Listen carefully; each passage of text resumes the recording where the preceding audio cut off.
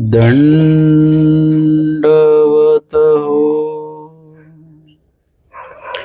दृष्टांत निरूपणाच्या आजच्या सत्रामध्ये आपण चाटसीयेचा 64 क्रमांकाचा दृष्टांत श्रवण करणार आहोत. तेची गोमटे जीवा ते व्यापारवीत करविती. मागे सांगितलं की तेची दास्य जीव वेचलेपणे करी तयासी परमेश्वर सकळी गोमटे करीती. म्हणजे परमेश्वराचं जे काही दास्य आहे, म्हणितले करण जे आहे, जो जीव ते वेचलेपणे करतो, म्हणजे आवडीपूर्वक परमेश्वराचे म्हणितले करण करतो, तयासी परमेश्वर सकळही गोमटे करतात. म्हणजे जे काही त्या जीवाच्या भल्याचं आहे, मोक्ष साधनेकडे त्याला नेणारं आहे, ईश्वर प्राप्तीकडे नेणारं आहे, असे सगळे गोमटे परमेश्वर त्याला घडवितात. आणि आजच्या दृष्टांताच्या लापिकेमध्ये आपण बघतो आहोत, तेची गोमटे जीवा ते कसं घडवतात बरं. सकळी गोमटे घडवतात, पण नेमकं घडवतात कसं ना. व्यापारवीत म्हणजे त्या जीवाला व्यापारवीत म्हणजे व्यापार देत. जसं मार्गामध्ये तुम्ही जाता तेव्हा तिथे काय सांगतात, ते सेवेला काय म्हणतात, व्यापार असं म्हटलं जातं. आणि त्या व्यापाराच्या माध्यमातनं जसं व्यापारी वर्ग जो आहे तो नफा कमवतो, तशा पद्धतीने इथे मार्गाचा जो व्यापार आहे, ते व्यापारामध्ये आपल्याला योग्यता कमवायची आहे, अधिकार कमवायचा आहे, परमेश्वराची कणव कमवायची आहे. आणि अशा प्रकारे व्यापारवीत म्हणजे त्या जीवाला विविध सेवेच्या माध्यमातनं परमेश्वर काय करतात, त्याचा अनधिकार, अयोग्यता, खंती फेडण्याचं कार्य परमेश्वर करतात. आणि त्याऐवजी त्या जीवाला योग्यता घडेल, अधिकार घडेल, कणव वाढेल, अशा प्रकारच्या क्रिया त्या जीवाकडनं घडवून घेत असतात. अशा प्रकारे वेगवेगळा व्यापार परमेश्वर देतात. प्रत्येक वेळी एकच व्यापार असेल असं नाही. कधी काय व्यापार असेल, कधी काय व्यापार असेल. कधी आचार्य भटोबासांना स्वामी दगड व्हायला सांगतील, कधी माती काम असेल, कधी एखाद्या वेळेस नेवाशाला जायला सांगतील, कधी पोहायला सांगतील, कधी धावायला सांगतील, कधी झुंज लावतील, धावविती पवविती झुंजविती. उंची टेके असते ती समस्थळ करविती, आणि दरे दरकुटे बुजविती. म्हणजे ती एक सेवा दिलेली आहे. किंवा बोरी बाबळ शिंपणे, ती एक सेवा दिलेली आहे. हे व्यापार होय नाही. अजून काय काय व्यापार त्याच्यामध्ये असू शकतात. लाडू बनवायला सांगतात स्वामी, कोणाला, एल्लाईसाला लाडू बनवायला सांगतात. म्हणजे ते सुद्धा व्यापार त्या मुलीला दिलेला आहे स्वामींनी. अशा प्रकारे प्रत्येकाकडे काही ना काही जो व्यापार आहे, तो व्यापार त्या जीवाला देऊन, आणि त्या एका जीवाला एकच व्यापार नाही आहे, एका जीवाला अनेक व्यापार आहेत.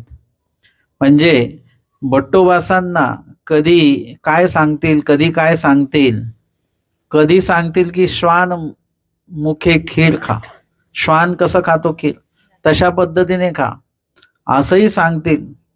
आणि अशा विविध व्यापाराच्या माध्यमातून काय करतात की या परी एके कर्मे नासिती, म्हणजे कर्म नासतात. आणि सोबतच काय आहे, या परी योग्यता घडविती, या परी अधिकार घडविती, या परी कणव घडविती, ईश्वर तोषासी पात्र करविती. ह्या बाजू पण त्याच्यामध्ये आहेत. नुसतंच कर्म नाश होतोय अशातला भाग नाही, अयोग्यता नासते अशातला भाग नाही, मळीनत्व जाता अशातलाही भाग नाही. तर दुसऱ्या बाजूला योग्यताही होते, अधिकारही घडतो, कणवही होते, उजळता देखील येते. अशा प्रकारे परमेश्वर एकाच वेळेला दोन कार्य करतात, कर्मनाश आणि योग्यता, या दोन्ही गोष्टी सुरू आहेत. म्हणजे कर्मनाशही होतो आणि योग्यताही होते आहे. अशा पद्धतीने व्यापारवित म्हणजे विविध परमेश्वराच्या ज्या प्रवृत्तीला जे असेल ते म्हणाले की इथे सांडवाच बांधायचा, इथे गुंफाच बांधायची, अशा प्रकारची काय प्रवृत्ती देवाला होईल त्या प्रवृत्तीला आपण विखोवायचं, आपण बाकी काहीच करायचं नाही. परमेश्वर काय सांगतात, येथूनही म्हणितले खीजे, बस करत राहायचं. आणि हाच आपल्यासाठी व्यापार आहे. आता सन्निधानातल्या जीवांचा व्यापार आपण बघितला, असन्निधानातल्या जीवांना देखील देवाने व्यापार दिलेला आहे, है ना.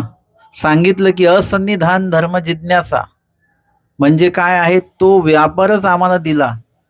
एका टप्प्यामध्ये विकार शून्य करा हा व्यापारच दिला देवाने. विकल्प शून्य करा, स्वभावाला मात्रा द्या, आलिंबन रहित व्हा, स्मरण करा आणि मरेपर्यंत स्मरण करा. म्हणजे हा सुद्धा व्यापार देवाने आम्हाला दिला.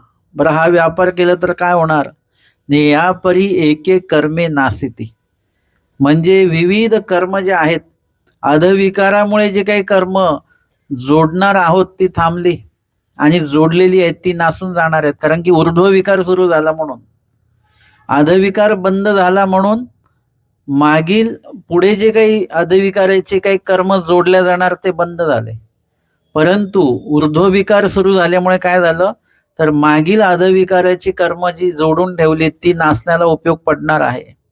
विकल्प शून्य केल्यामुळे काय झालं ना, पुढे जो काही विकल्पजनित काही क्रिया घडणार असतील तर त्या बंद झाल्या. आणि निर्विकल्प झाल्यामुळे काय झालेलं आहे की मागील जो विकल्पाचा दोष जोडून ठेवला तो नासला. स्वभाव मात्रेमुळे सुद्धा तेच होणार आहे की स्वभावामुळे आपण जे काही दोष पुढे घडणार आहेत आपल्याकडनं ते तिथे प्रतिबंधित झाले. आगंतुक कुंटे अनारब्ध सुंके झालं तिथे. आणि जे काही आधी कर्म आपण जोडलेले आहेत, आता ईश्वराच्याच मनोभावे सगळ्या क्रिया करत असल्यामुळे खान पानादी वगैरे, म्हणजे आपला पूर्व जो अनधिकार आहे तो देखील त्याच्यामध्ये नासला जाणार आहे. आमच्या माईमभटांचा पूर्व अनधिकार काय आहे, उत्तम प्रकारचे पदार्थ, रसयुक्त पदार्थांचं ग्रहण करणे. आणि इथे आता जे काही पहिला घास खाल्ला तो कसा आहे, दुर्गंधीयुक्त घास आहे तो. आता त्यांना तिथे त्या ठिकाणी मळमळून आलेला आहे, पण स्वभावाला मात्रा दिलेली आहे. आणि त्याच्यामुळे काय झालं, त्यांचा तो अनधिकार नासून गेलेला आहे. उत्तम पदार्थ सेवन करण्याचा अनधिकार, उत्तम पदार्थच सेवन करायचा अधिकार. उत्तम पदार्थ सेवन करण्याचा अनधिकार नाही, उत्तम प्रदार्थच सेवन करावं, अनुत्तम पदार्थ सेवन करू नये, अशा प्रकारचा अनधिकार नासल्या गेला. आता त्यांना कुठलेही प्रकारचं अन्न द्या, शिळं पाक निरस विरस सगळं खातात ते, आचार्य भटोबाज देखील.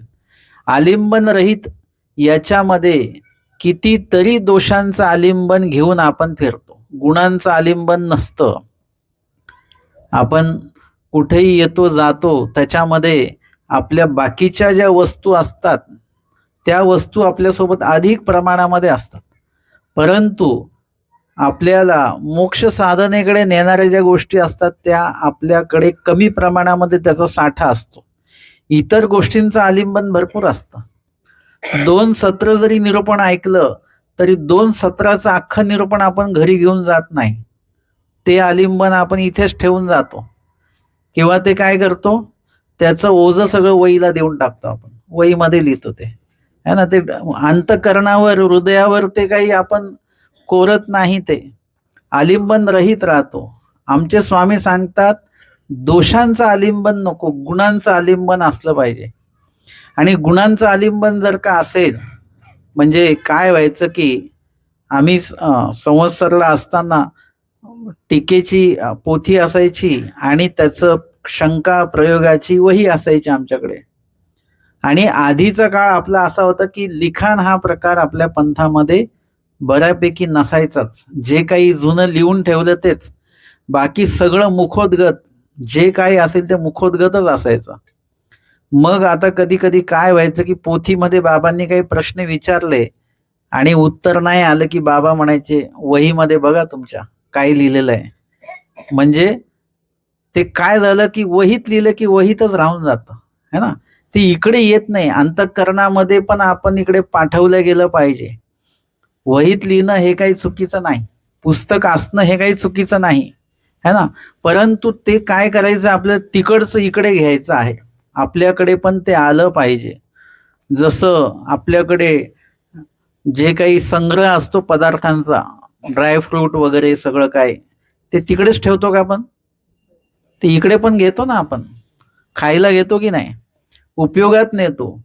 तशा पद्धतीने आपल्याला इकडे पण ते घेता आलं पाहिजे. म्हणजे आलिंबन रहित व्हायचं, म्हणजे दोषांचं आलिंबन बाजूला केलं की गुणांचं आलिंबन सहज आपल्याला प्राप्त होतं. त्याच्यामध्ये काहीही कष्ट करावे लागत नाहीत. तुमच्याकडे इतर ओझं नसलं ना तर तुम्ही पुस्तकांचं ओझं सहज घेऊ शकता. मग ते तुम्हाला ओझं पण वाटणार नाही, ते तुम्ही सहज घेऊ शकता. पण बाकीचे 4 बॅग दुसऱ्याच असतील तर मग तुम्ही म्हणा ते पुस्तकाची बॅग काय मी घेऊ शकणार नाही. म्हणजे ते आलिंबन नेमकं घ्यायचं कुठलं, आपल्याला सोडायचं कुठलं, हे स्वामींनी तो व्यापारच आम्हाला दिलेला आहे. आणि स्मरण, स्मरण हा तर कायमस्वरूपीचा व्यापार आहे. विकार शून्य कायमस्वरूपीचा व्यापार आहे. विकल्प शून्य कायमस्वरूपीचा व्यापार. स्वभाव मात्रे निरालंबी आणि स्मरण हा कायमस्वरूपीचा व्यापार. दोषांचा त्याग कायमस्वरूपी, गुणाचा स्वीकार कायमस्वरूपी. दोषांचा त्यागामुळे काय होणार? कर्मनाश, म्हणजे जे काही दोष घडणार वगैरे असतील वगैरे, दोषरूपी कर्म वगैरे, त्यांचा प्रतिबंध. आणि स्मरणामुळे काय होणार आहे? योग्यता वाढणार आहे. म्हणजे दोन्ही क्रिया घडल्या पाहिजे. नुसतं कर्मनाश होऊन चालणार नाही, योग्यता झाली पाहिजे. नुसतीच योग्यता होऊन चालणार नाही, कर्मनाश, दोष, अनधिकार, अयोग्यता हे पण एका बाजूला नासले पाहिजेत. आणि मग हे मरेपर्यंत करायचा हा सुद्धा देवाने आपल्याला व्यापार दिलेला आहे. एकच व्यापार दिला नाही स्मरणाचा. एकीकडे विकार शून्याचा व्यापार, विकल्प शून्याचा व्यापार, स्वभाव मात्रेचा व्यापार, निरालंबी व्यापार, विविध व्यापारवित. व्यापारवित परमेश्वर काय करतात? व्यापारवित. मग त्याच्यामध्ये सेवा दास्याचा एक व्यापार असेल, आटनाचा, विजनाचा, नित्यविधीचा, निमित्तविधीचा, असे विविध व्यापार परमेश्वराने आपल्याला दिलेले आहेत. आणि असे व्यापारवित व्यापारवित त्या जीवाला ते गोमट परमेश्वर करवित असतात. त्याची गोमटे कसं करतात बरं? न जीवा ते व्यापारवित व्यापारवित ते गोमट करतात. मग आता आपलं कर्तव्य काय आहे? त्या त्या व्यापारामध्ये सहभागी होणं हे आपलं कर्तव्य आहे. आणि स्वतःला योग्य करून घेणं. जर का कुठे सांगितलेलं आहे की बाबा ही अमकी अमकी व्यवस्था इकडे आहे, देवपूजेची व्यवस्था, आपण काय करतो? लगेच तिथे उपस्थित होऊन देवपूजा वंदन करून घेतो. अधिकाऱ्यांना तिथे बसलेले आहेत, तिथे आपण उपस्थित होतो, त्यांची भेट घेऊन घेतो. तशा प्रकारे योग्यता कुठे होणार आहे बरं? तिथे उपस्थित व्हा, योग्यता घडवून घ्या. अयोग्यता कुठे नासणार आहे? तिथे उपस्थित व्हा, अयोग्यता नासून घ्या. जिथे तिथे जे जे उपस्थित असेल तिथे तिथे जाऊन ते आपण प्राप्त करून घ्यायचं आणि स्वतःला शुद्ध करत राहायचं, पवित्र करत राहायचं, गोमट घडवत राहायचं. हा व्यापार देवाने आपल्याला दिलेला आहे. ज्या दिवशी तुमचं एक विशिष्ट प्रमाणामध्ये तुम्ही योग्य व्हाल त्या दिवशी आपण पुनःसंबंधी जन्मणार आहोत. ज्या दिवशी तुम्ही विशिष्ट योग्य व्हाल त्या दिवशी परमेश्वर येऊन भेट देणार पुनःसंबंधी. ज्या दिवशी योग्य होऊ आपण विशिष्ट, तोपर्यंत अप्रोक्ष ज्ञान नाही, तेव्हाच अप्रोक्ष ज्ञान. अप्रोक्ष ज्ञानामध्ये परत व्यापार, सामान्य ज्ञानात एक वेगळा व्यापार परत, म्हणजे तोच व्यापार आहे योग्य होण्याचाच.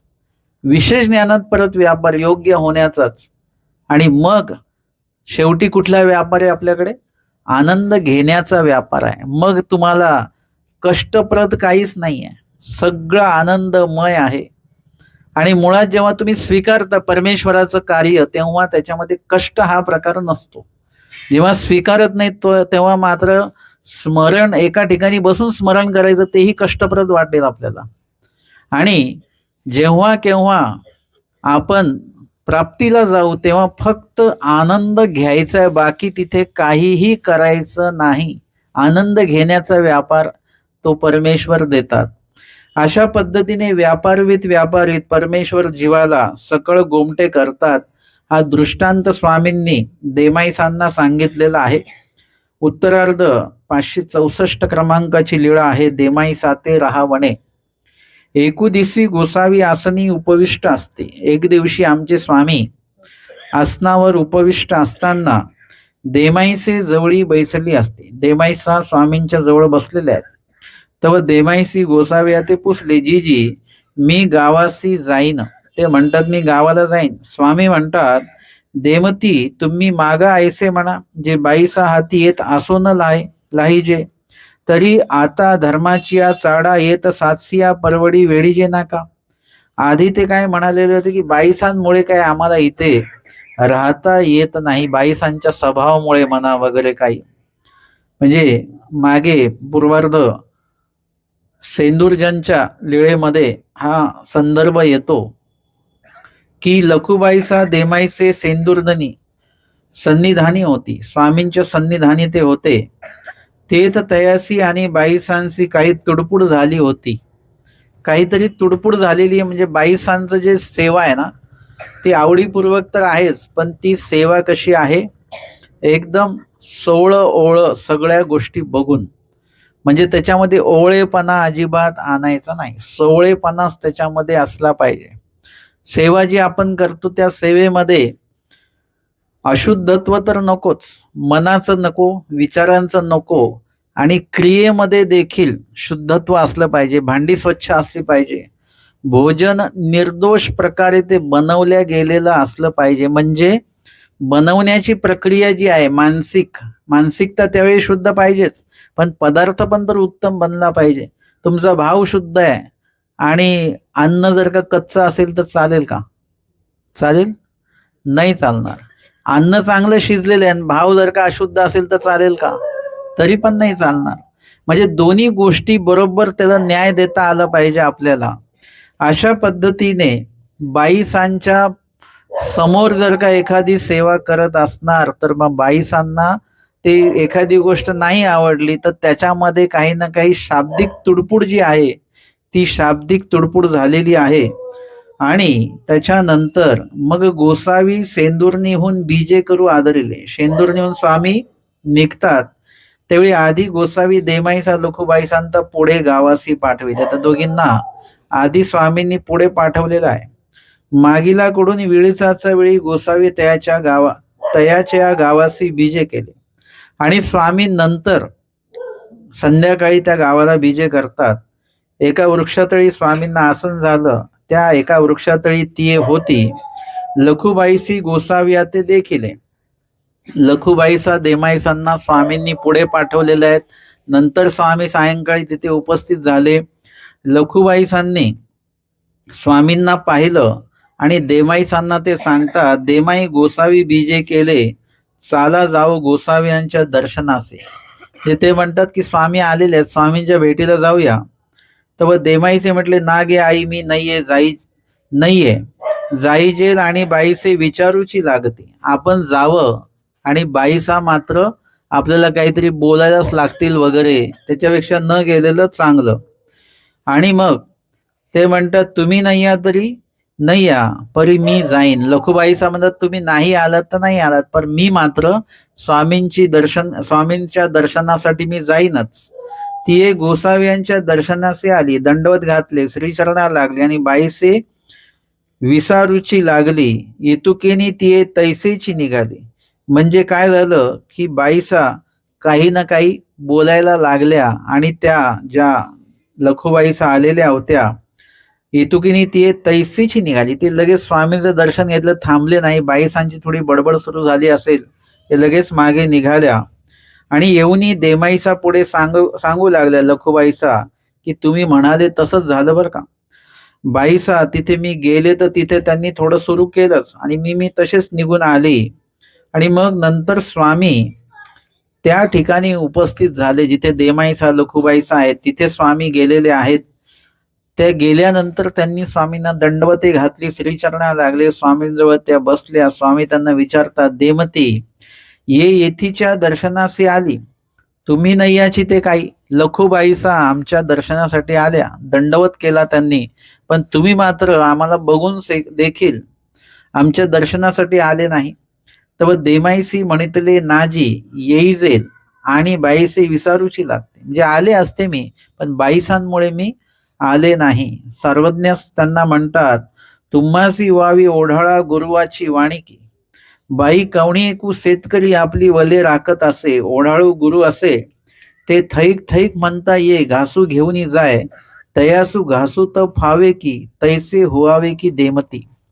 म्हणजे एखादा शेतकरी आपलं जे काही अन्नधान्य असेल तो तर राखत असतो, शेत राखत असतो, आणि त्याच्यामध्ये काय होतं की एखादा मोकाट जो जनावर आहे तो येतो, तो येऊन ते घास घेईपर्यंत ह्यानी थैक थैक म्हटले, म्हणजे हकललं जरी, हड हड असं जरी म्हटलं तरी काय होतं की तो जो पशु आहे ना, तो जर का आलेला आहे तो रिकामा जात नाही. तो काय करतो, एक काठी खाईल, है ना, बोलणं खाईल, काठी खाईल, परंतु तो घास मात्र तो घेतल्याशिवाय तो राहणार नाही. म्हणजे त्यांनी काय केलेलं आहे, त्यांनी त्या काठीकडे दुर्लक्ष केलेलं आहे, किंवा त्या बोलण्याकडे दुर्लक्ष केलं, हाकलण्याकडे दुर्लक्ष केलेलं आहे. त्याचं ध्येय काय आहे, एक घास आपल्याला त्यातनं घ्यायचाच. जसे भाजी वगैरे विकतात ना, तिकडे कधी कधी असे ते पशु येतात, गाय वगैरे कोणी, आणि ते पटकन त्या भाजीमध्ये तोंड घालतात, ते हाकलेपर्यंत ते पटकन एक घास त्याच्यातनं घेऊनच घेतात. म्हणजे स्वामी काय म्हणतात की अशा पद्धतीने त्याला हाकललं जरी तरी तयासी घासू तर फावे की, घास तर जरा मिळतो की नाही. म्हणजे त्याचं नुकसान झालं की फायदा झाला. जरी काठी बसली, मार बसला, तरी देखील घास तर मिळाला ना. म्हणजे त्याचं नुकसान काही झालं नाही त्याच्यामध्ये, त्याला ते खायचं आहे ते बरोबर मिळालं. तसं कधी कधी काय असतं की एखाद्या ठिकाणी निरोपण आहे आणि ज्यांच्याकडे निरोपण आहे त्यांच्याशी आपण बोलत नाही, असतं ना असं, मग ते येत नाहीत, किंवा ते म्हणतात त्यांनी आम्हाला बोलवलं नाही. आता निरोपणासाठी बोलवावं लागतं का? नाही बोलवावं लागत. निरोपण कुठे आहे, जिथे कुठे असेल तुमची क्षमता, जाण्याची शक्यता असेल, क्षमता असेल, तिथे लगेच उपस्थित होऊन जायचं. तुम्ही वांचून ज्यांच्याकडे निरोपण आहे त्यांचं आपलं बोलणं जरी नसेल तरी मात्र त्या ठिकाणी उपस्थित व्हायचं, निरोपण ऐकायचं आणि मागूत वावली निघून जायचं. भले थांबायचं नाही, बोलायचं नाही, पण दंडवत मात्र करायचं. कोणाशी किती तुमचा काही वाद असो, पण एकमेकांना दंडवत मात्र करायचा आहे. दंडवत तुम्ही त्या एकमेकांना करत नसता, तो देवाचे साधक आहेत म्हणून देवाला तो दंडवत पोचत असतो, म्हणून तो दंडवत करायचा. एवढं पण काही वैर ठेवायचं नाही. आणि म्हणून स्मृतीस्थळामध्ये असं येतं की दोघांचं ते जमत नाही, पण भटोबास यांच्याकडे आल्यामुळे ते सुद्धा भटोबासांच्या सोबत त्यांच्या इथे येतात. त्यांनी ते आमंत्रण दिलं, हे येतात. एरवी बोलत नाहीत, पण भटोबास आलेत म्हणून येतात. भटोबासांच्या पंक्तीला बसून जेवतात त्यांच्या घरचं अन्न. नंतर मग हे पण त्यांना बोलवतात, भटोबास त्यांच्या घरी जातात, ते पण येतात, भटोबासाच्या पांती जेविले वगैरे. मग यांच्याकडे काहीतरी सोहळा असतो, नंतर मग ते त्यांना बोलवतात. ते म्हणे नाही, आम्ही तुमच्याकडे नाही येऊ शकत. ते म्हणाले का? नाही, तुमचं आमचं वैर आहे. ते म्हणाले, तुम्ही त्या दिवशी तर आले आमच्या घरी, जेवले, तुमच्या घरी नाही जेवलो, हे आम्ही भटोबासांच्या पंक्तीला जेवलो, भटोबास होते म्हणून बस आम्ही आलो. म्हणजे धर्मकार्य का असे ना, धर्मकार्याच्या वेळेला तुम्ही तिथे उपस्थित होणं आवश्यक आहे. काय बरं ना, काय होणार की तयासी घासू तव फावे, घास तर मिळेल ना. म्हणजे काहीतरी निरोपणच ऐकायला मिळेल. त्यांच्याकडे देवपूजाच असेल तर निरोपण तुम्ही ऐकू शकता नंतर, पण देवपूजा नंतर असं ऑनलाईन करता येते का? देवपूजा आहे का काही सुविधा तशी? है ना. ते कधी कधी काही विशेषांचा फोटो टाकले की त्यालाच दंडोत म्हणतात सगळे लोक. असं पण आहे. आमच्याकडे फोटो पूजा नाहीये, परंतु हे असं चालतं. म्हणजे काही गोष्टी ज्या आहेत ते तुम्हाला तिथे उपस्थित राहूनच कराव्या लागतील.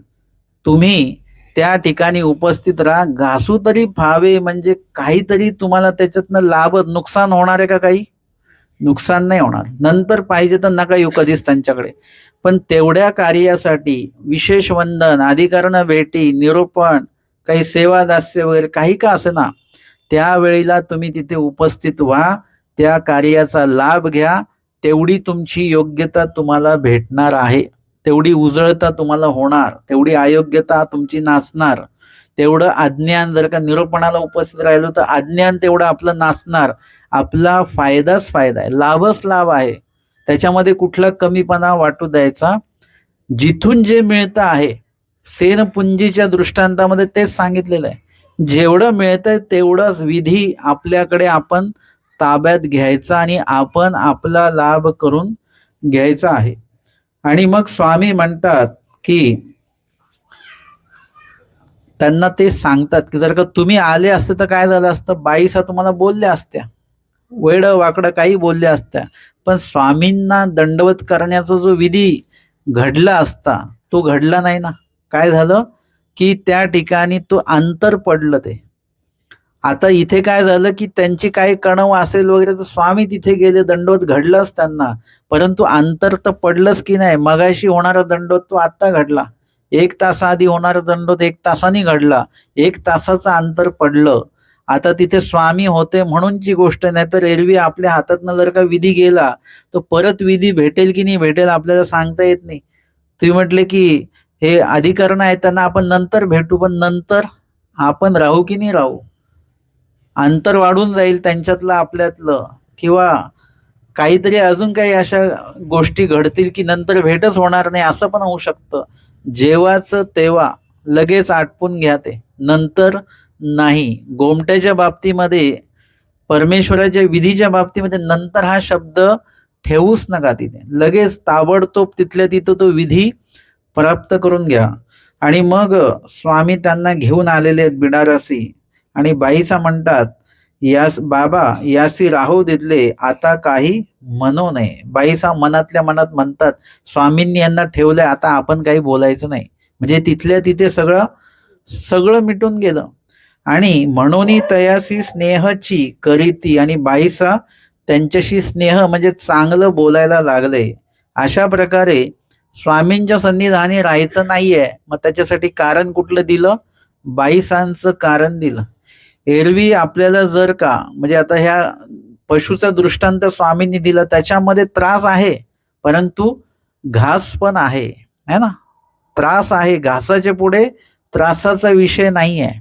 जर का घास घ्यायचा आहे तर, आणि घास घ्यायचा नसेल तर मग तिथे त्रास आपण उपस्थित करू शकतो, करतो.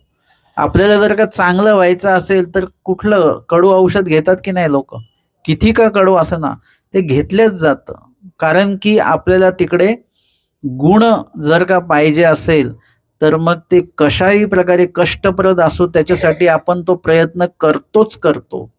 तशा पद्धतीने आपल्याला काय करायचं आहे की परमेश्वर क्रिया करताना तुम्हाला सगळ्यांना अनुभव असेल, सगळ्यात पहिले अडथळे येतात. लोक बोलतात, लोक म्हणजे पंथीयेतर लोक आहेत, नव्हे पंथातले लोक पण बोलतात बरं का. माझं चिंतन असं आहे की पंथाबाहेरचे लोक बोलत असतील पण पंथातलेच लोक बोलतात तुमच्याच क्रियेला, तेव्हा पण त्रास होतो आपल्याला. अनेक प्रकारे अडचणी, अडथळे द्रव्यरूपी असतील, प्रकृतीरूपी असतील, सगळेच अडथळे येतात, किंवा वातावरणाच्या ऋतुकाळानुसारच्या अडचणी असतील, सगळे अडचणी येतात. परंतु तुम्ही काय करायचं, घास तर फावे हे वाक्य असं नेहमी बघायचं की आपला त्याच्यामध्ये फायदा काय आहे, तो फायदा अनुलक्ष करून तिथे उपस्थित व्हायचं म्हणजे व्हायचं. तुम्ही म्हटले की माझ्याकडनं सगळी देवपूजा होणार नाही, खूप मोठी देवपूजा आहे, तर एक तरी विशेष होईल की नाही, एक विशेष वंदनाचा लाभ होईल. माझ्याकडनं दोन्ही सत्र ऐकणं नाही होणार, पण एक तर सत्र ऐकणं होईल की नाही, एका सत्राचा लाभ होईल. नाही पूर्ण वेळ पण 5 मिनिटं तरी कानावर पडेल की नाही, काहीतरी 5 मिनिटाचा लाभ.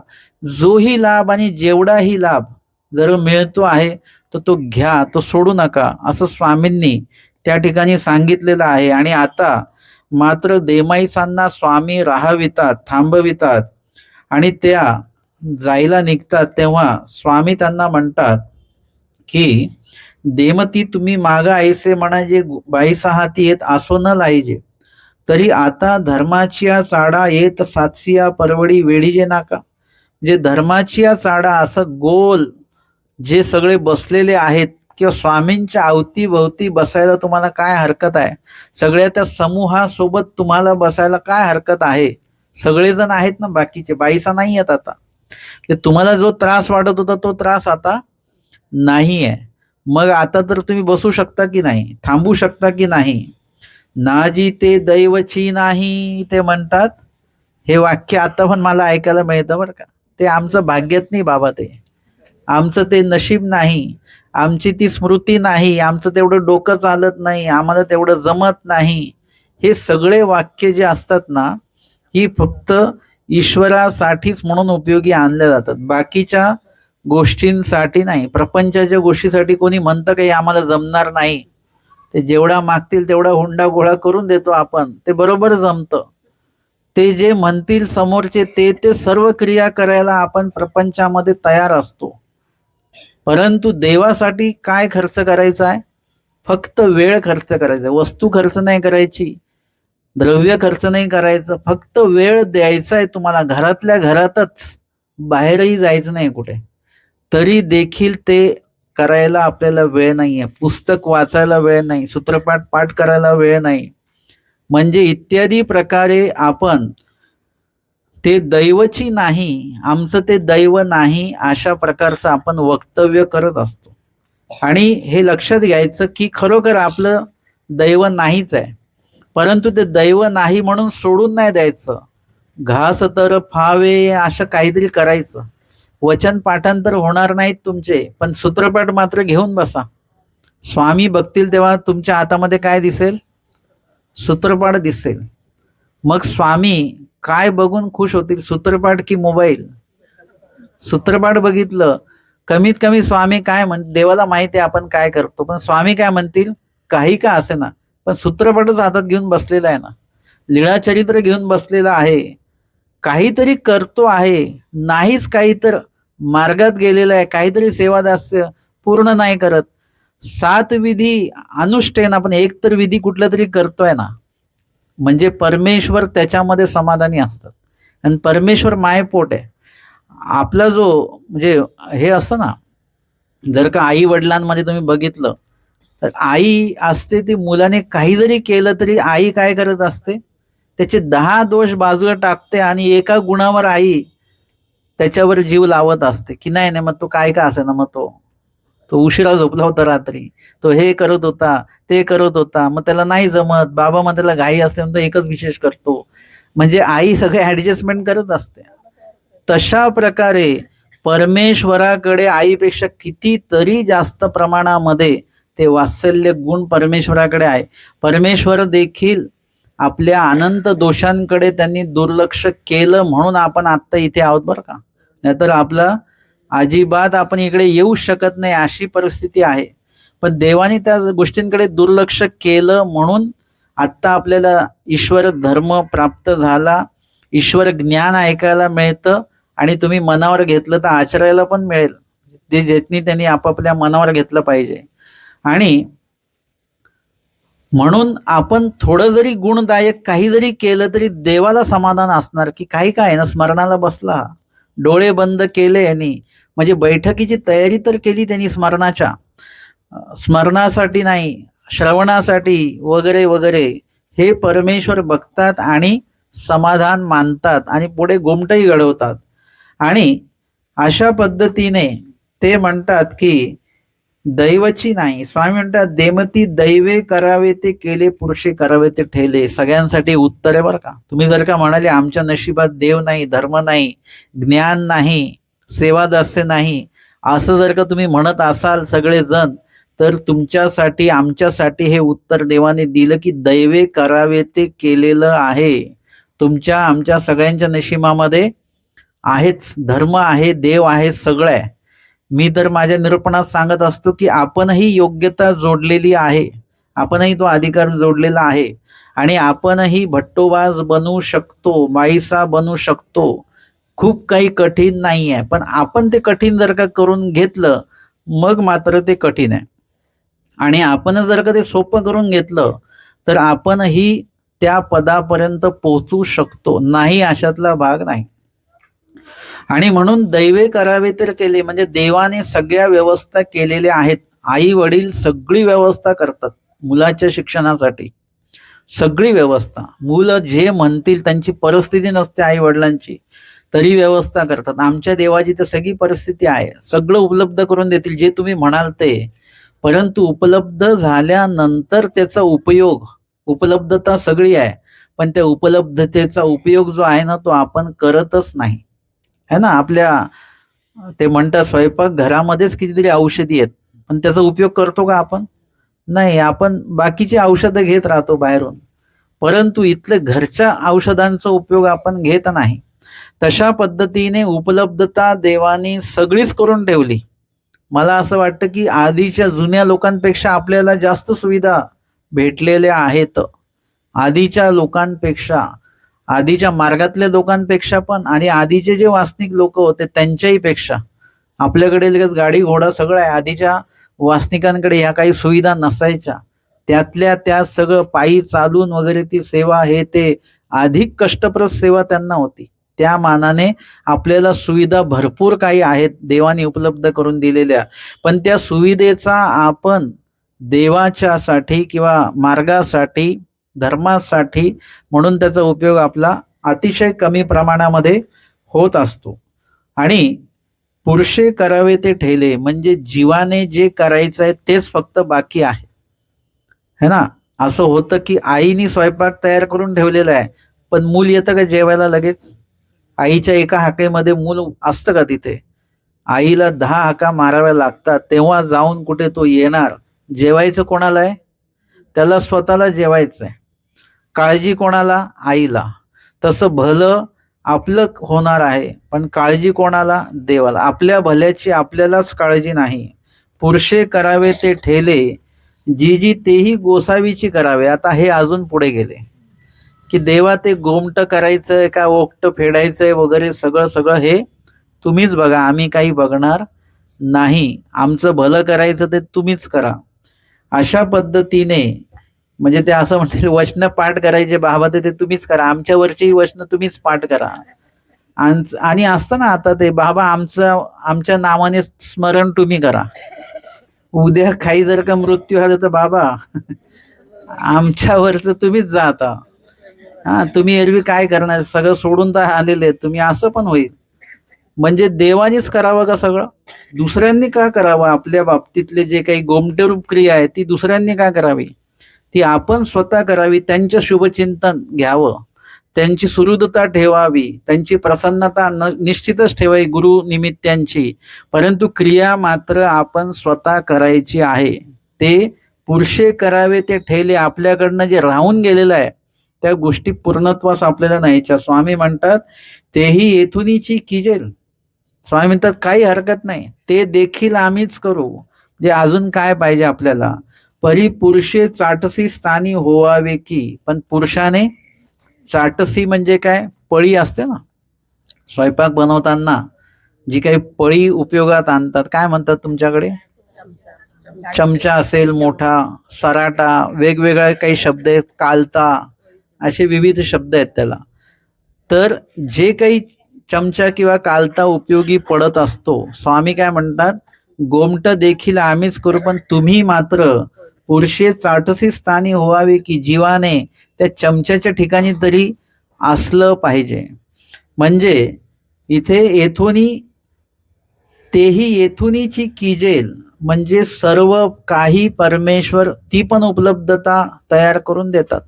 यथा महादाईसांना वस्त्र घ्यायचं आहे, तेवढं द्रव्य नाही आहे, परंतु त्याच्याही पेक्षा महागडं द्रव्य जे काही वस्त्र आहे त्याची उपलब्धता आमच्या स्वामींनी त्यांना करून दिलेली आहे, उपलब्धता करून दिलेली आहे. क्रिया फक्त घडणं, ती तशा प्रकारची क्रिया घडली पाहिजे अशी मानसिकता तुमची असली पाहिजे. बाकी ती क्रिया घडवण्याचं कार्य परमेश्वराचं. करते करविते ते काय आपण? ते परमेश्वरच आहेत. निळभट्टांनी फक्त काय केलेलं आहे? मनोरथ, त्यांचा मनोधर्म तसा आहे की मला अशा प्रकारची क्रिया घडवायची आहे. किती पूजा मागितल्या त्यांनी? किती पूजा करायच्या आहेत मला देवाच्या? अशा किती? ते पंचावतार करताना तुम्ही म्हणता ना 5 पंचावतार करायचे आहेत, हे मला 11 पंचावतार करायचे आहेत वगैरे वगैरे असे काही व्रत घेतात. त्यांनी काय म्हटलेलं होतं, एकच पूजा स्वामीच्या ठिकाणी माझी घडली पाहिजे होती, ती घडली नाही. स्वामींनी किती योग आणले त्यांना, द्वयपूजेंचे योग त्यांना आणलेले आहेत. बघा, द्रव्य त्यांचं नाही, अलंकार त्यांचे नाही, काहीच नाही, जागा त्यांची नाही, फक्त क्रिया करणारे मात्र ते स्वतः आहेत. त्यांच्या हाताने स्वामींच्या श्रीमूर्तीवर ते अलंकार त्यांच्या समाधानासाठी. वांचून देवाला ते काही नको आहेत, देवाला ते द्रव्य अलंकाराचा काहीच उपयोग नाही, पण त्यांचं जे काही मानसिक समाधान आहे ते अर्पण करताना जी आवड आहे, जी तळमळ आहे, ते तिथे त्यांचं परमेश्वर स्वीकार करतात. बाकी अलंकार स्वामी तर काढूनच ठेवतात आणि निघून जातात. अशा पद्धतीने तुम्ही फक्त मनोधर्म ठेवा की मला देवा ही सेवा करायची आहे, मला ही क्रिया करायची आहे. त्या क्रिया पूर्ण होतात की नाही? तशीच आपल्याला ज्ञानाच्या बाबतीमध्ये देखील असं ठेवायचं आहे. तुम्हाला स्मरण घडत नाही, स्मरणाच्या बाबतीत मनोरथ करा, देवाकडे मनोधर्म करा, परमेश्वर तोही मनोधर्म पूर्ण करतील. ज्ञान आपलं पाठांतर होत नाही किंवा ज्ञान अवगत होत नाही, बीजरूप होत नाही, त्याच्याविषयी देवाला प्रार्थना करा. बाकीचे 90 जापे खेटी चालूच आहेत ना आपल्या, याच्यासाठी पण 90 देवाला करा की तुमचं ज्ञान मला झालंच पाहिजे, किंवा त्या ज्ञानाचं आचरण माझ्याकडनं देवा घडवा. हे घडवा, तुम्हीच घडवा, ते जे काय असतील अनधिकार ते तुम्हीच नासा. अशा प्रकारे आपण देवाला प्रार्थना केली तर त्या सुद्धा गोष्टी आपल्याला देव प्राप्त करून देतात. म्हणजे आता मी राहणारा तिकडं शहरातला आहे, मी अभ्यासाला संवत्सरला आलो, माझ्याकडे पण भरपूर अनधिकार होते. बघा, लक्षात घ्या. म्हणजे मी हे जे सांगतोय ते उगाच लिळेत आले म्हणून सांगत नाही, माझ्याकडे पण भरपूर अनधिकार होते काही याच्यामध्ये, परंतु ते अनधिकार मी बघितले नाही. आपल्यासोबत कितीतरी मुलं आहेत तिथे, प्रत्येक जण या सगळ्या अनधिकारावर मात करते. मग माझ्याकडे जे अनधिकार असेल तेही मी हे करून, नाहीतर मी तेव्हा जर का निघून गेलो असतो की आपल्याला काही जमणार नाही बरं का इथे, तर मग आज मी तुमच्या समोर असतो का? इथे नसतो. आपल्याला काय करायचं आहे, उभं राहायचं आणि परमेश्वराचं साह्य आपोआप होतं. तुम्हाला ते जाणवेल पण की बरोबर साह्य झालं, इथे साह्य झालं, इथे साह्य झालं. तुमचे जेवढे काही तुम्ही अनधिकार म्हणून धरून ठेवलेत ना, ते सगळेच्या सगळे अनधिकार तुमचे निघून जाते. परमेश्वर ते अनधिकार घालवतात. आणि म्हणून जसं कुणीतरी मला म्हणालं की आम्ही तिखट भाजी नाही खातायत, म्हणजे तिखट खाता नाहीत. मी म्हटलं मग तुम्ही भिक्षा नाही मागू शकत? ते म्हणे का? म्हटलं भिक्षेमध्ये कुठली भाजी येते? तुम्ही म्हणणार का फिक्की भाजी वाढा? भिक्षेत तिखट भाजी पण येईल. मग त्यांनी काय केलं, ते तिखट भाजी खाण्याचं सराव सुरू केला, सवय केली आणि पूर्ण तिखट भाजी ते खायला लागले. म्हणजे इत्यादी प्रकारे तो अनधिकार जो आहे तो त्यांनी घालवला. आणि त्याद्वारे या ठिकाणी स्वामी म्हणतात ते सुद्धा आम्हीच करू, सर्व साह्य करू, परंतु तुम्हाला काय करावं, पुरुषे चाटसी स्थानी व्हावे की देमती. यावरी चाटसीचा दृष्टांत स्वामींनी निरूपण केलेला आहे. चाटसीचा दृष्टांत आपण घेणार आहोत. त्याच्यामध्ये सांगितलेलं आहे की तेची गोमटे जीवाते व्यापारवीत करविती, जैसा चाटसीचा कवणी एकी सुगरणी असे. स्वामींनी काय सांगितलं, कवणी एकीच म्हणजे सगळ्या नाहीत असं.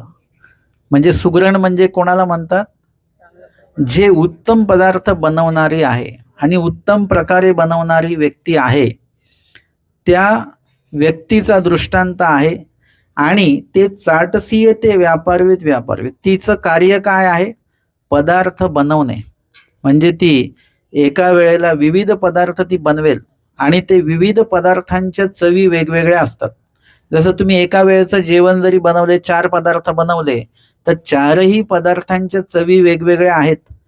समजा कढी बनवली तर त्याची चव आंबट असणार आहे, किंवा मग काहीतरी गोड पदार्थ बनवलं त्याची चव गोड असणार आहे, एखाद्या पदार्थांची चव तुरट असणार आहे. तुरट कुठला पदार्थ बनवतात, तुरट लागणारा कुठला पदार्थ असतो, आवळा असतो है ना. आवळा असेल समजा, तो दिलेला आहे. तर अशा प्रकारे काय काय गोष्टी आहेत, तर त्या विविध चवीचे पदार्थ त्या ताटामध्ये असतात. एकाच चवीचे सगळे पदार्थ आपण नाही खाऊ शकत. तुम्ही कधी निरीक्षण केले का? तुम्ही स्वतः जेवण बनवता, स्वतः वाढता, आणि हे लक्षात घ्या, तुम्ही एका चवीचे दोन पदार्थ बनवत नाही, सगळे पदार्थ वेगवेगळ्या चवीचे तुम्ही बनवत असता. आणि हे बनवताना काही विशिष्ट काही भांडी असतात, काही चमचा असेल, काय असेल, तर कधी कधी तो एकच असतो. आता तुम्ही म्हणाल नाही आमच्यासाठी खिरीसाठी वेगळं आहे, डाळीसाठी वेगळं आहे, भाजीसाठी वेगळं आहे, परंतु हे सगळ्यांकडे शक्य आहे का? एकाकडे नाही उपलब्धता, तर ते काय करतील, त्याच भांड्यामध्ये हे बनवतील, नंतर त्याच भांड्यात दुसरं काही पदार्थ बनवतील, किंवा चमचा त्यांच्याकडे एकच असेल, मग त्यावेळेला तो विविध वेळेला तो एकच चमचा विविध पदार्थांसाठी उपयोगी जाईल. आणि ती काय करते, सुगरण न चाटसी येते व्यापारवीत, व्यापारवीत म्हणजे त्या कालत्याचा उपयोग घेऊन पाक निष्पत्ती ती करत असते. आणि आंबा अंतू घाली म्हणजे जे आंबट पदार्थ आहेत, कढी उपलक्षणे, ते बनवताना त्या कढीमध्ये तो चमचा उपयोगी, ती कढी बनली एकदा की ती बाजूला ठेवली. मग आता खीर बनवते ती, तर खिरीसाठी पण तोच चमचा आहे, भाजी बनवली तोच चमचा आहे, डाळ बनवली तोच चमचा आहे, भात बनवला तोच चमचा आहे. म्हणजे इथे कुकर नसल्यामुळे बरं का, टोपात जो भात बनला जाईल त्यासाठी चमच्याचा उपयोग होतो.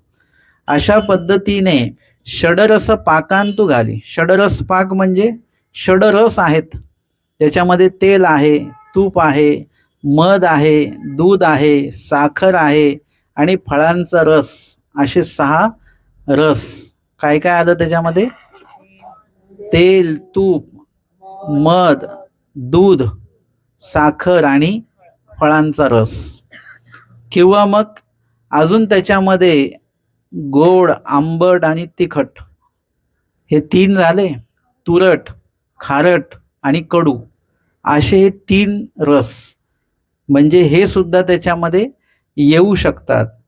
आणि हे षडरस पाक ती जी काही बनवते, त्या सगळ्यांमध्ये तो चमचा जो आहे, ती चाटसी जी आहे ती उपयोगी त्याच्यामध्ये येते. म्हणजे एकच चाटसी आहे, पण ती विविध व्यापारामध्ये, विविध पदार्थांमध्ये ती बनवताना ती उपयोगी पडते. ती कुठेच अनधिकार स्वतःचा दाखवत नाही, किंवा तिचा अधिकार तेवढा आहे. आता वेगळ्या पद्धतीने बघू की त्या चाटसीचा, त्या कालत्याचा तो उपयोग तसा आहे की ती सगळ्या ठिकाणी अधिकारी आहे. असं नाही की हे बनवताना हिचा उपयोग होणार नाही, ते बनवताना तिचा उपयोग होणार नाही. ती सगळं काही बनवताना त्या चाटसीचा उपयोग होणार आहे. आपणही तसेच अधिकारी जीव आहोत, जीव सर्वाधिकारी सांगितलेलं आहे. तुम्ही आम्ही कुठल्याही आचरणामध्ये आपण बसू शकतो, पण जर का ती सवय केली तर तुम्ही सगळं काही तुम्ही त्यामध्ये आचरणामध्ये तुम्ही आणू शकता, सगळं आणू शकता. फक्त तुम्ही तुमचा अनधिकार जो आहे, अविश्वास, आत्मविश्वास नसण्याचा जो अनधिकार आहे, तो अनधिकार घालवून टाका आणि एकदा ती क्रिया करून बघा. मग तुमच्या लक्षात येईल की आपल्याला तर जमलं हे. अशा पद्धतीने ती पदार्थ बनवते. तैसे परमेश्वर जीवाते व्यापारवीत, व्यापारवीत, हा दृष्टांत झाला. याचा सिद्धांत सांगतात की तैसे परमेश्वर जीवाते व्यापारवीत, व्यापारवीत साधन निष्पत्ती करते. म्हणजे परमेश्वर त्या जीवाला वेगवेगळ्या माध्यमातनं विधी घडविणे, अविधीपासून त्यांना लांब ठेवणे, अशा प्रकारे व्यापारवीत, व्यापारवीत त्यांना काय करतात, साधन निष्पत्ती त्या जीवाची करत असतात. म्हणजे तुमचं एक उपदेश साधन आहे. उपदेश साधनामध्ये तुम्ही योग्य प्रकारे काही ज्ञान श्रवण जर का केलं तर तुम्ही वासनिक अवस्थेमध्ये जाता. म्हणजे ती उपदेश साधन चरित झालं आपलं. वासनिक साधनेमध्ये आपण गेलो. वासनिक साधनेमध्ये जर का जे ज्ञान श्रवण केलं, त्या ज्ञानाला जर का आपण न्याय दिला, अनुसरणापर्यंत आपले जर का विचार नेले, किंवा अनिष्ट सेवा पोळे तो वासनिक म्हटलेला आहे. म्हणजे चुकीच्या क्रिया आपण करायच्या नाहीत, आणि जर का घडल्या चुकून माकून, तर त्याच्याविषयी पोळ मनामध्ये असला पाहिजे, दुःख असलं पाहिजे. कुठपर्यंत? 5 दंडवतापर्यंतच का फक्त? है ना. आपण प्रायश्चिताना रडतो किती वेळ? फक्त 5 दंडवतापुरतं रडतो. 5 दंडवत संपले की आपलं रडणं संपलं. तसं नाही, दुःख हे शेवटपर्यंत. रडणं महत्वाचं नाही आहे याच्यामध्ये, दुःख महत्वाचं आहे. आमच्या बाईचा शेवटपर्यंत जळत होत्या, है ना. जे काही त्यांनी चुकीचं केलेलं होतं, स्वामींना पाय पुसणे घातले वगैरे, तर त्या दोषाला आठवून ते शेवटपर्यंत त्यांचं दुःख होतं. आणि ते साधन म्हणजे अनिष्ट सेवा पोळे, अनिष्ट सेवा जर का काही झालीच तर त्याच्यामुळे दुःख निर्माण होणे, हे प्रपंचात राहून ज्ञान श्रवणाचं स्तर पण वाढवायचं तुम्हाला, आणि त्या ज्ञानाचं आचरण देखील प्रपंचात करायचं आहे. काही लोक म्हणाले की बाबा वासनिकांना आचाराचा घोग द्यायचा नाही, असं आहे बरं का, तुमच्या भागामध्ये पण आहे ते, वासनिकांना आचाराचा घोग द्यायचा नाही. मग वासनिक तयार कसा होणार? प्रपंचातल्या लोकांना आचाराचा घोग द्यायचा नाही, कारण की ते आचरण करणार नाहीयेत.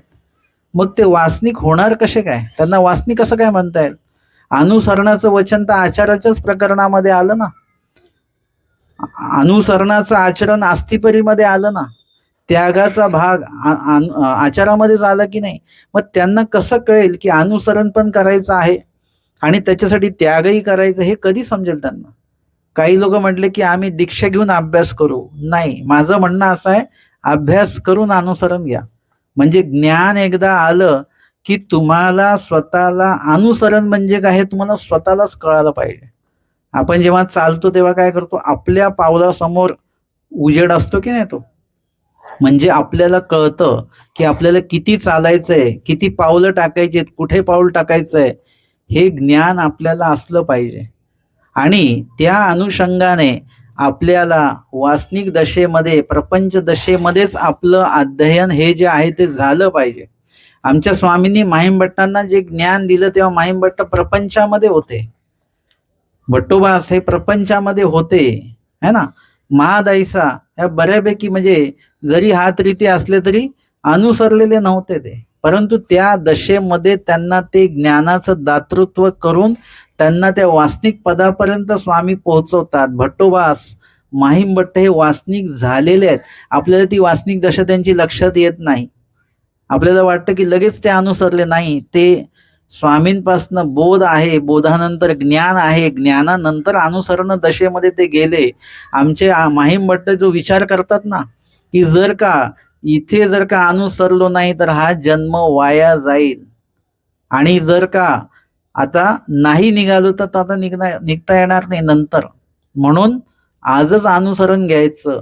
मग आता घरी जायचं का? नको. घरी गेलं तर काय होईल, परत तिकडून निघणं नाही झालं तर, म्हणजे अनिष्टता बघितली ना त्यांनी.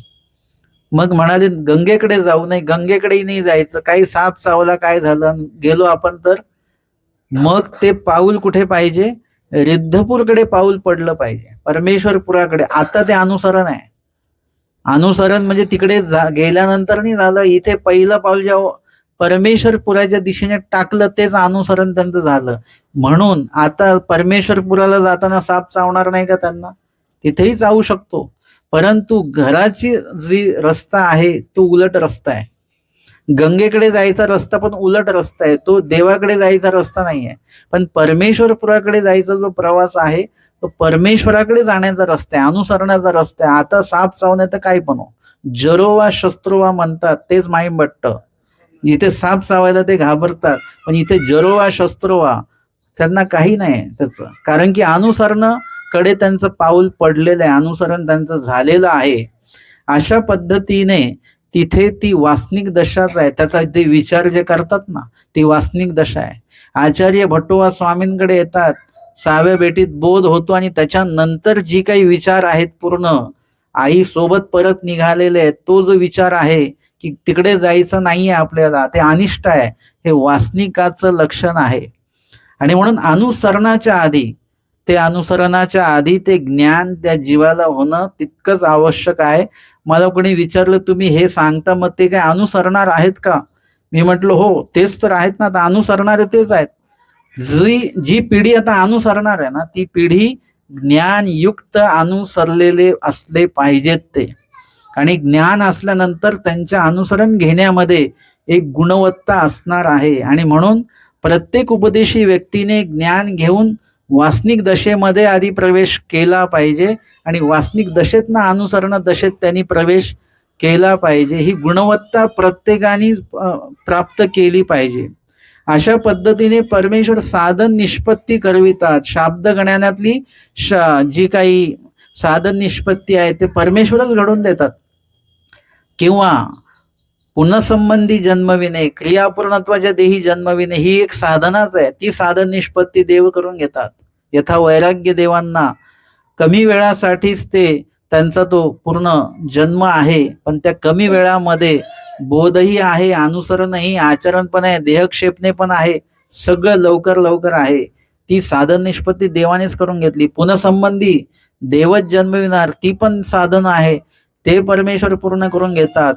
तिथे शाब्द ज्ञानामध्ये पुनःसंबंधी परत शाब्द ज्ञान आहे, त्यावेळेचं ते शाब्द ज्ञान ही परमेश्वर भेट देऊन ते उजरंबित करून अपरोक्ष ज्ञान देईपर्यंत ते साधन परमेश्वर पूर्ण करून घेतात. आणि तिथे ते शाब्द पूर्ण झालं की मग म्हणजे हे मागचं शाब्द आहे, त्यातल्या काही गोष्टी बाकी असतील आणि मग तिथे कवणी एकेकाळी परमेश्वर अपरोक्ष ज्ञानाचा संचार त्या जीवाला करतात. म्हणजे ते साधन पूर्ण देवानेच केलं. अपरोक्ष ज्ञानाचं साधन देवच पूर्ण करतात.